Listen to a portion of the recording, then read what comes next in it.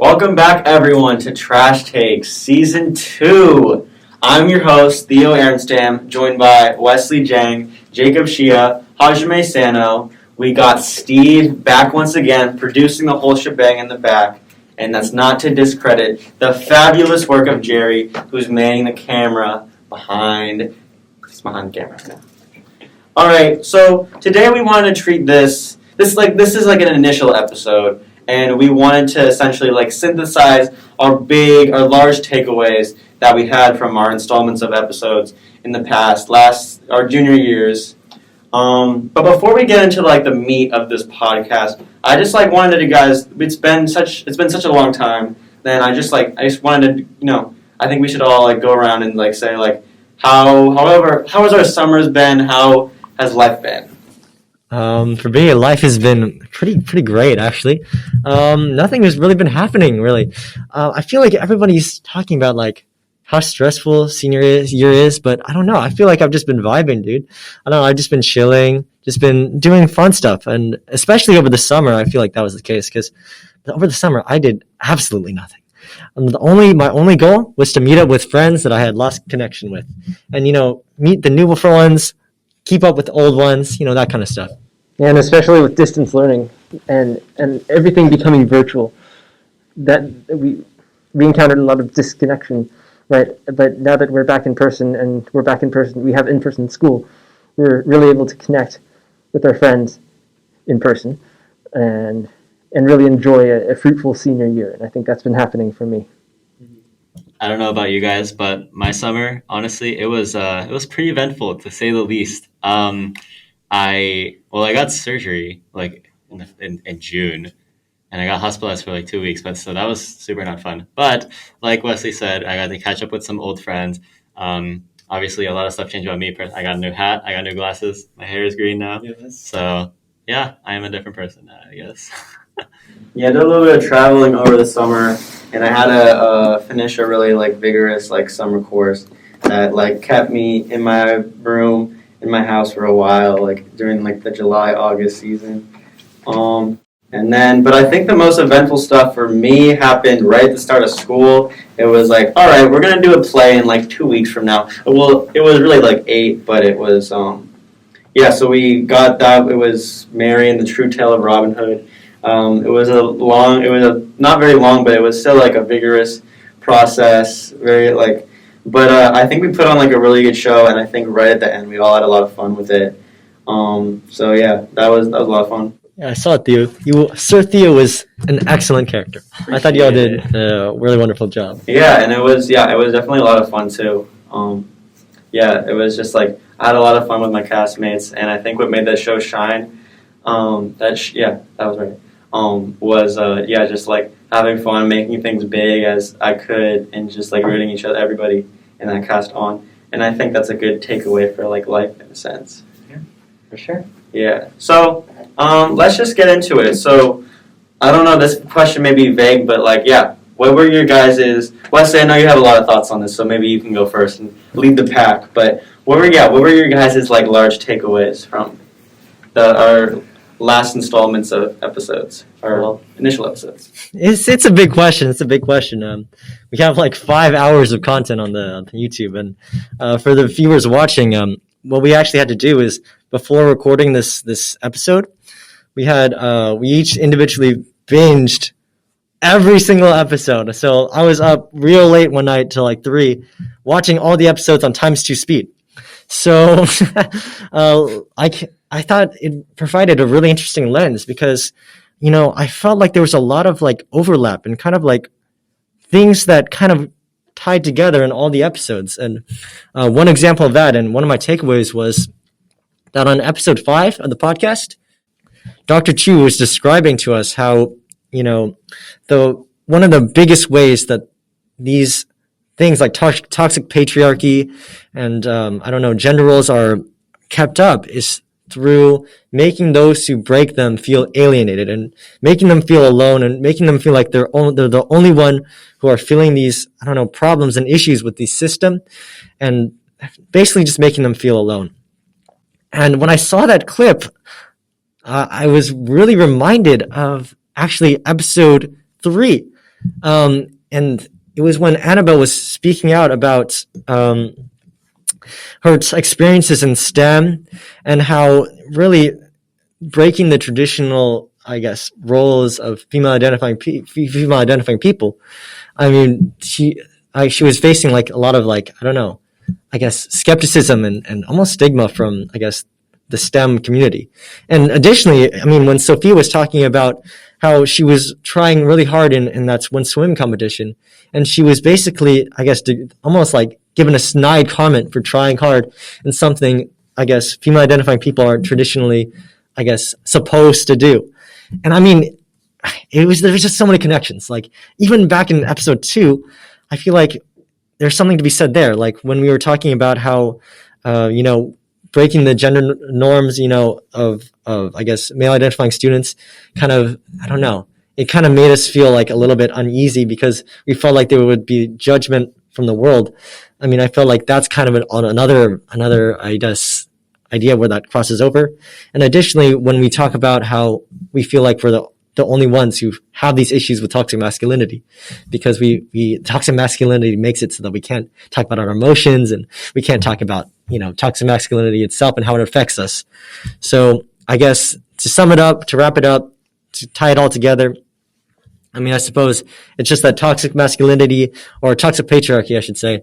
And a lot of these things are perpetuated through, I guess, making those who stand out feel alone. And really, it takes a lot of bravery to do so. And that's another tie over back to, okay, podcast 4, but that's for another day. There's a lot of stuff you said there, Wesley. Definitely, it's like Sun Tzu said, right? Divide and conquer. It's the best way to take out an opposing force, right? They're trying to divide us and isolate us, and then get at us one by one to make us feel powerless and weak, right? I actually wanted to touch base with you on the podcast 2. I was looking at podcast 2. I saw around 4330. One of the reasons why being called gay has a negative connotation is because that's not who I am, right? And I don't want to be called something that I'm not. Yeah, I was just seeing that, and obviously the literal meaning of what Jacob said there is that obviously you don't want to be called what you're not. It's like walking up to a firefighter and being like, "Hey, yo, thank you for like being such an awesome like shop clerk or something." That's kind of disrespectful to the firefighter, right? But I think also what it is that calling someone or calling a man gay specifically is like an attack on their masculinity, because calling a man gay is like saying they're not man enough. It's like they're too much of a woman, and it's like an attack on their masculinity. And I think that's just like that. It kind of flew over my head when we were talking about that in the podcast at the time. But I think looking back now, it really highlights how masculinity is like a very fragile concept, ironically, since masculinity traditionally is very stoic, very emotionless, and very powerful and steadfast. But it's actually a very fragile concept that can easily be destroyed by a very simple, even just one word.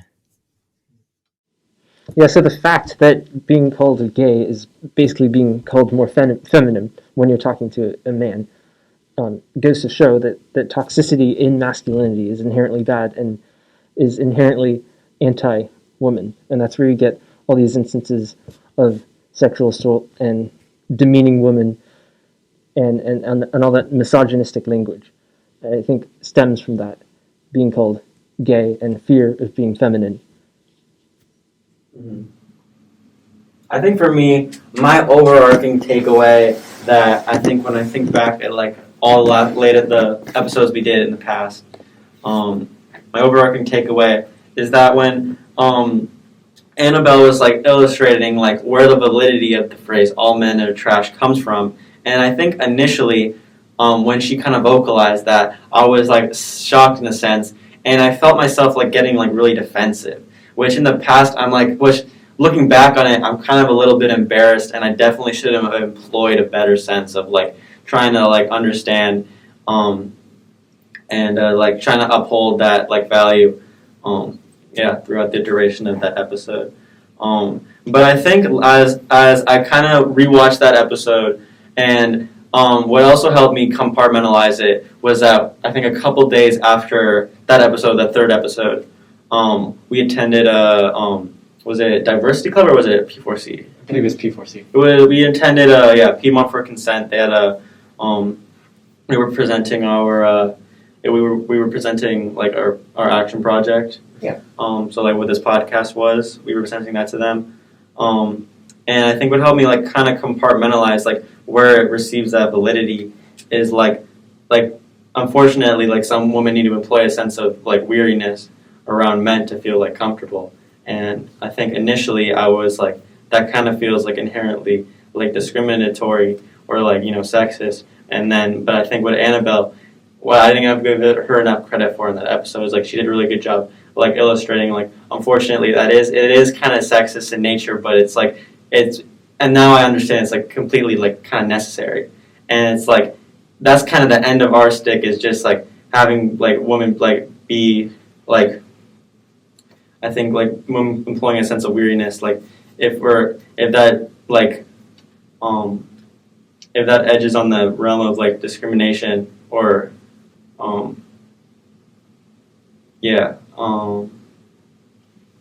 that edges on the sense of discrimination.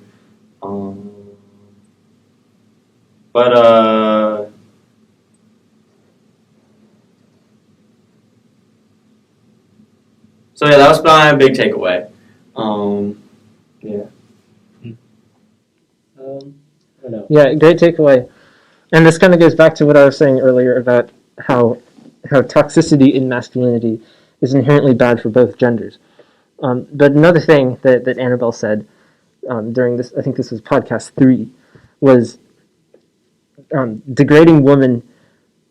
It was the notion that degrading women under this toxic patriarchal model gives you more power, and how that is also it also goes to show that toxicity in masculinity is inherently bad for both genders. I don't know. They're seen as, I guess, more powerful in a way. When I guess they're more powerful when they abuse that, and I don't know. I mean, I just think it's a scary dynamic. I guess that to be a man you have to, or not. I guess you benefit from, putting, female identifying people down, and doing stuff like that. Yeah.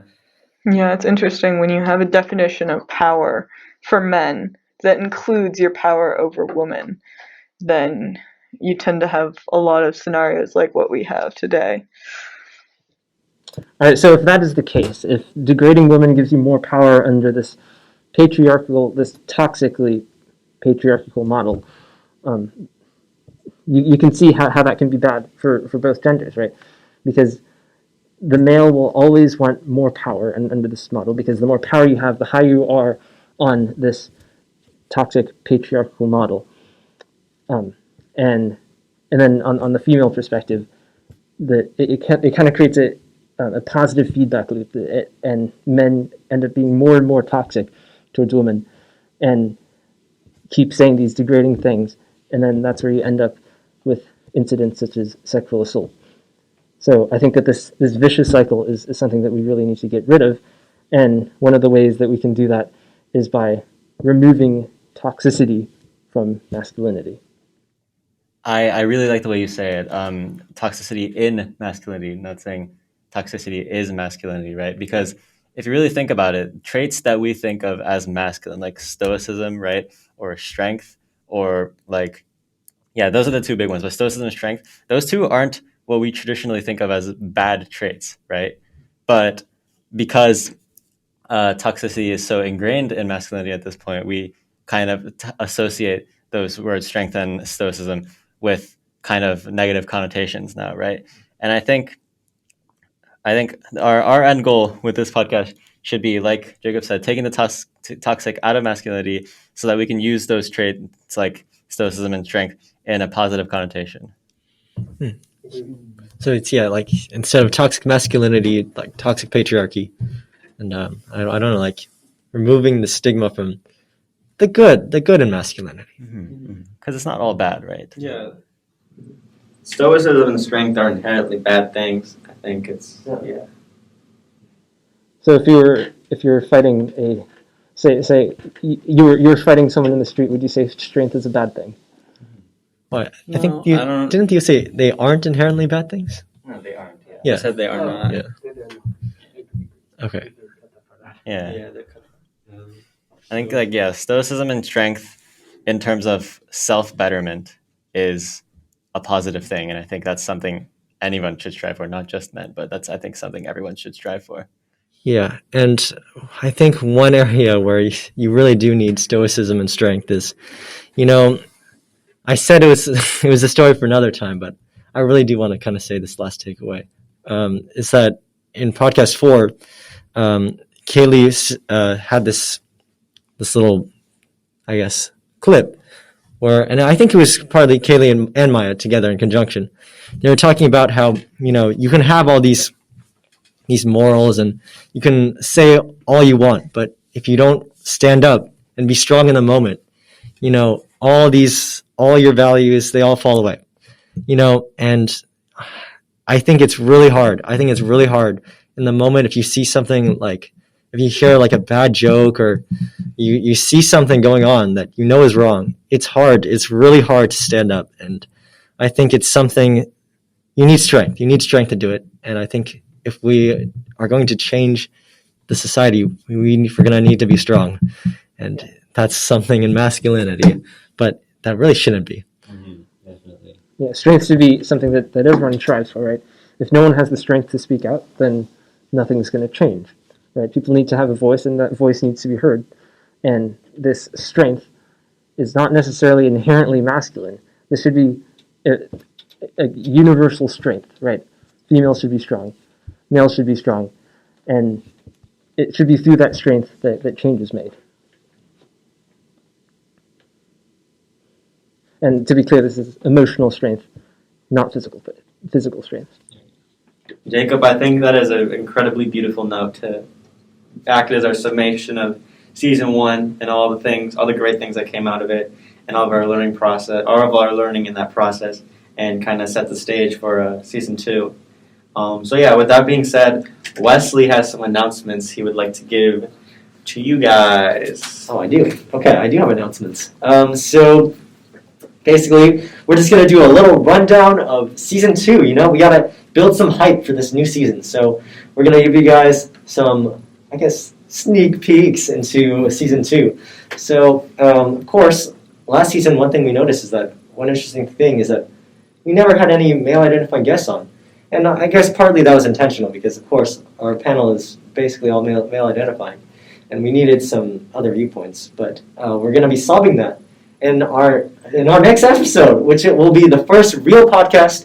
And we'll have 2 male identifying guests from the school that you will probably recognize because they go to the school. Additionally, in the future, we've got some plans. Maybe we'll get some administrators on the show, maybe some teachers, a lot of adults, maybe new adults on the show. Maybe some people outside of the school district. Yeah, maybe people outside of the school district, or like maybe some people in, I don't know. It's just to be seen, all to be seen. Don't want to spoil too much. Finally, we are having Trash Takes merge. Whoa! Okay, right now you might see some designs on screen. By the time you're watching, they might already be available for sale. They might not. But just look out on our Instagram for more information. And we should note all proceeds, or all proceeds are basically going to this one organization called a Call to Men. And so get your Trash Takes merch now, boys. Let's go. Let's go. All the merch was designed by your cast, yours truly. It's Theo. It's Theo all Theo. designed the merch. Theo is the master. No, we did not do it. Theo is the merch. Wesley got the connection. I did have the connection. It was a collective effort. Let's go with that. Yeah. And on that note, cue my music. see you all in the next episode.